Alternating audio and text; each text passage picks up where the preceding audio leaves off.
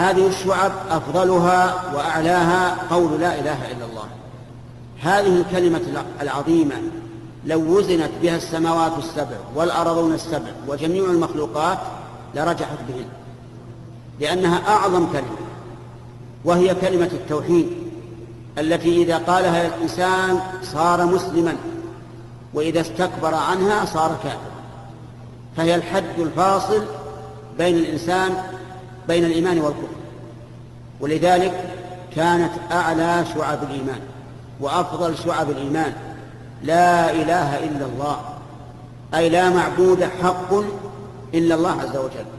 كل المعبودات من دون الله كلها باطلة إلا الله وحده لا شريك له فهو الحق، كما قال الله تبارك وتعالى: ذلك بأن الله هو الحق وأن ما يدعون من دونه هو الباطل وأن الله هو العلي الكبير.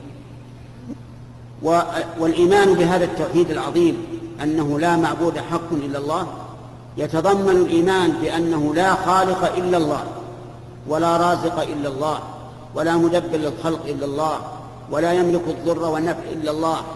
ويتضمن كذلك الإيمان بأسماء الله وصفاته، إذ لا يعبد إلا من علم أنه أهل للعبادة، ولا أهل للعبادة سوى الخالق عز وجل.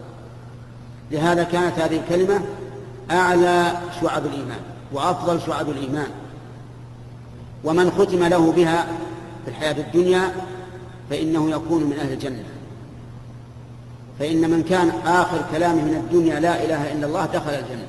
نسأل الله أن يختم لنا ولكم بها، إنه على كل شيء قدير.